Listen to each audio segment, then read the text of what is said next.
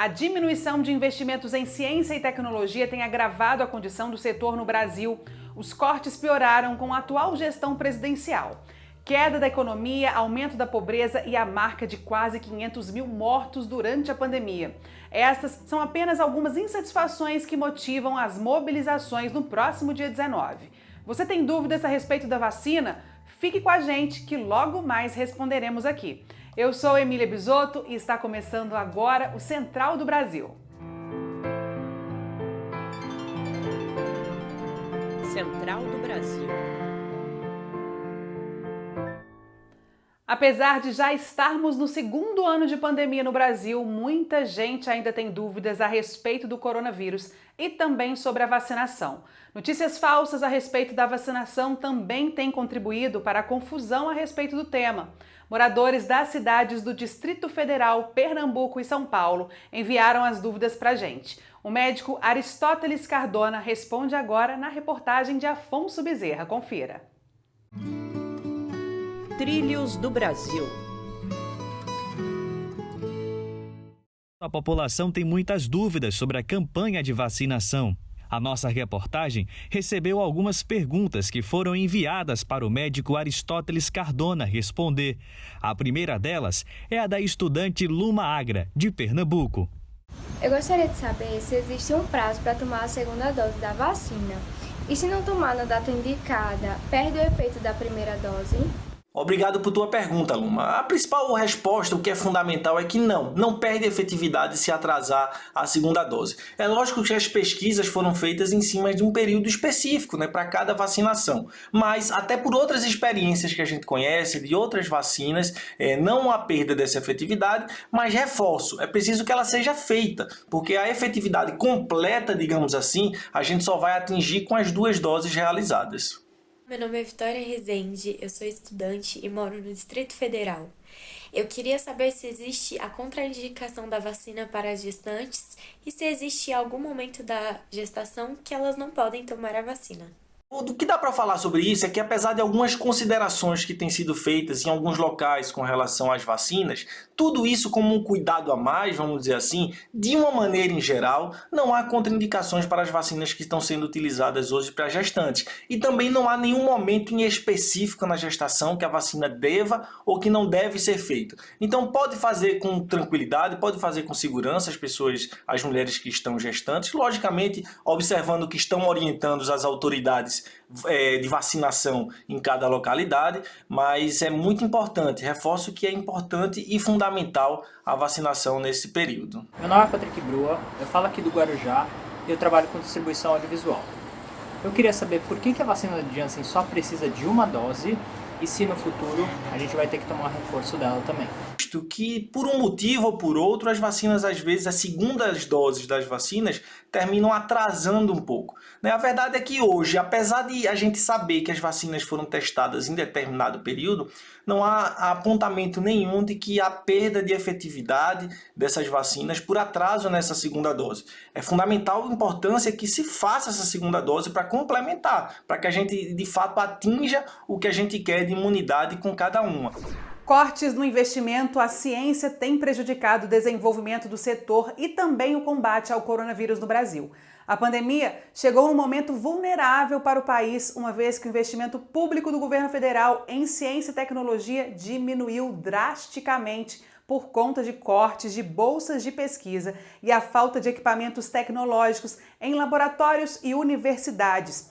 O corte se acentuou após o início da gestão presidencial atual. Veja a reportagem de Nayá Tawani. Nacional.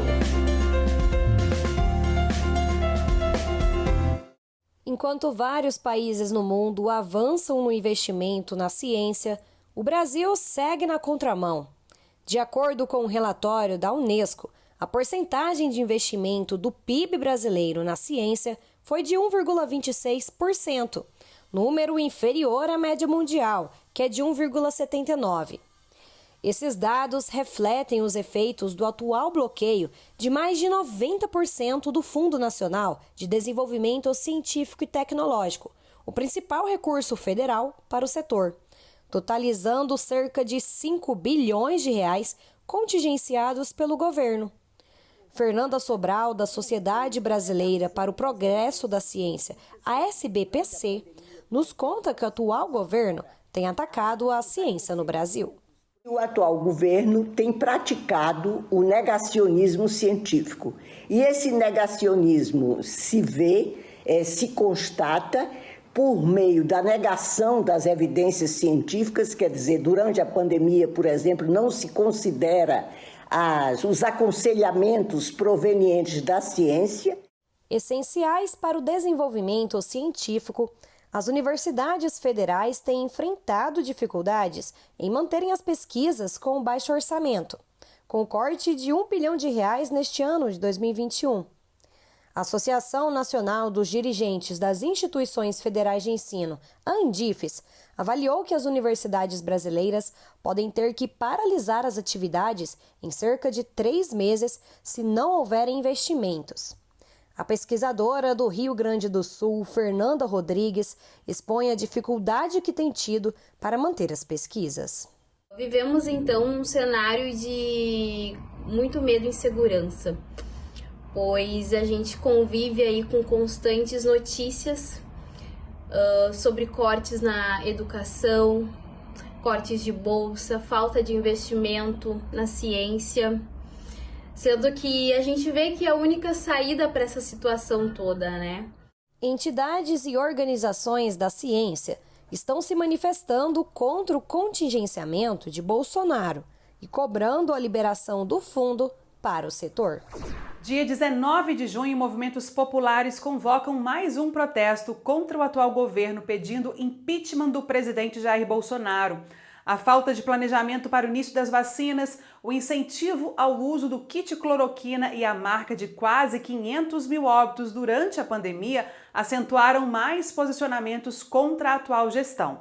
A jornalista Aline Antunes conversou com Douglas Belchior, integrante da Coalizão Negra por Direitos, sobre pontos importantes a serem destacados a respeito da mobilização.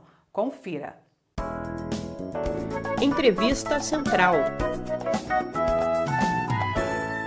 Hoje vamos conversar com o professor e militante da Coalizão Negra por Direitos, Douglas Belchior. Vamos falar sobre os atos do dia 19 de junho que serão organizados em todo o país. Douglas, muito bem-vindo ao programa. Movimentos populares estão organizando manifestações de rua em todo o Brasil para o dia 19 de junho. Já é a segunda organizada por esses sujeitos desde o dia 29 de maio. Qual é a expectativa da participação popular no ato? O movimento negro no país inteiro, o movimento de favelas e de periferias não abandonaram as ruas mesmo durante a pandemia. É preciso lembrar isso, que mesmo no primeiro momento da pandemia, a violência policial se fez presente nas nossas vidas e desde então, desde o ano passado, há manifestações permanentes a cada ação truculenta da polícia em favelas, periferias em todo o país. No dia 13 de maio desse ano, o Movimento Negro organizou um grande manifesto no país inteiro, levando milhares de pessoas para as ruas também. Então, do nosso ponto de vista, há uma permanência nas ruas desses atores. No dia 29, todo o campo popular se uniu numa grande manifestação e transformou a correlação de forças, preparando esse momento agora para o 19. É preciso permanecer nas ruas. A nossa expectativa é de que a população cada vez mais venha a aderir a esse processo todo. A pauta pelo impeachment de Bolsonaro agrega diversas lutas, como o combate ao racismo, à violência policial e ao genocídio da população negra. Como o movimento negro está se organizando para levar essas pautas para o dia 19 de junho? As nossas bandeiras estão sintetizadas no Fora Bolsonaro, mas ela significa muito mais que isso. Nem bala, nem fome, nem Covid. O povo negro quer viver. Fome. O Brasil é um dos países que mais produz alimento no planeta e é o país que hoje volta ao mapa da fome. Mais da metade da sua população em insegurança alimentar não sabe o que vai dar de comer para os filhos amanhã. Covid. Ora, a gente conhece e sabe muito bem o contexto que estamos vivendo, batendo a porta das 500 mil mortes, maioria delas pessoas negras e pobres, diante aí de uma gestão irresponsável e genocida do presidente. Quais as orientações de segurança que os movimentos populares dão a todos que quiserem se manifestar no dia 19? São as mesmas orientações que nós reafirmamos para os trabalhadores que superlotam os pontos de ônibus, os trens, que não deixaram de ser espaços de aglomeração para aqueles que precisam ir para a rua ganhar o pão de cada dia. Há um setor na sociedade que teve o seu direito ao isolamento social garantido, mas a maioria do povo brasileiro não teve esse direito assegurado. O povo negro, em especial, teve que continuar sua vida cotidiana em busca do pão de cada dia, em busca do ganho para sua família. E as orientações são as mesmas: máscara, álcool em gel, distanciamento possível, sem dúvida nenhuma. Se tiver com algum sintoma, não saia de casa. Se estiver se sentindo bem, vem para a rua, vem para a luta com todos os cuidados. A pandemia agravou ainda mais questões como o desemprego, a fome e a falta de moradia. Sem o auxílio emergencial de R$ 600, muitas comunidades se auto-organizam para a doação de alimentos, de marmitas e produtos básicos de higiene. Como essas ações de solidariedade acontecem e como é possível contribuir com elas? A Coalizão Negra por Direitos tem uma campanha que está no ar há 3 meses, chamada Tem Gente com Fome. Todo mundo pode acessar, por favor, o nosso site temgentecomfome.com.br, assim como há outras campanhas importantes no Brasil. Essa é uma das maiores. No Brasil inteiro, comunidades se organizando para se proteger, né, da fome, que é um outro vírus que mata e que tem crescido de maneira alarmante no país.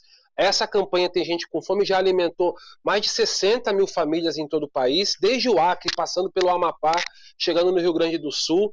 Já arrecadamos 12 milhões de reais em alimentos e essa campanha continua. Ela é fundamental não só para levar a comida para o prato de quem precisa, e isso já seria suficiente, mas uma campanha coordenada pelo movimento negro, pelo movimento popular, ajuda a reafirmar a presença do grupo no local, no território. Então isso fortalece a organização política local, que é fundamental para o enfrentamento ao bolsonarismo. Há dados que registram que o Brasil vacinou 2 vezes mais pessoas brancas do que negras. Como podemos avançar nessa pauta dentro da luta Vacina para Todos?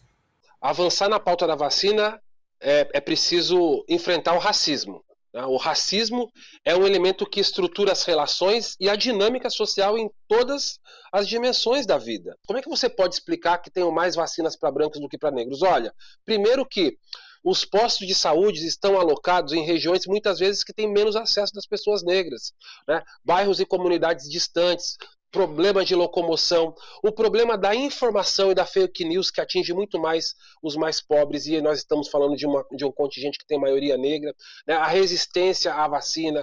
Um grupo de mulheres decidiu se juntar durante a pandemia e concretizar um desejo: escrever sobre a sua história de vida e vivências ancestrais. A Fátima Soares nos mostra o resultado dessa criação inspiradora. Confira. Parada Cultural. Uma ideia que nasceu em 2019 no Morro da Conceição, na periferia de Recife, e que virou livro. Um grupo de mulheres negras decidiu reunir e eternizar as trajetórias de suas ancestrais. Durante a pandemia, o projeto ganhou força e se expandiu, dando voz a mais mulheres de outras regiões. Esse livro reúne 28 contos biográficos de escritoras de Recife, de outras cidades de Pernambuco e de outros 6 estados do Brasil. Aqui a gente conta a história de vida de nossas ancestrais, mulheres que são referências para nós, né? Mulheres que enfrentaram contextos muito difíceis, conseguiram viver, alcançar longevidade e ser referência. E para adquirir o livro Velhas Sábias, Tributo às que Vieram Antes de Nós, basta fazer contato através do Instagram do projeto ou pelo WhatsApp que segue na tela. Aproveito para lembrar que hoje, dia 15 de junho, é o Dia Mundial de Conscientização da Violência contra a Pessoa Idosa. Reforço aqui a importância de respeito e cuidado com os nossos ancestrais. Recado dado, eu fico por aqui e agradeço a sua companhia. Até amanhã, tchau!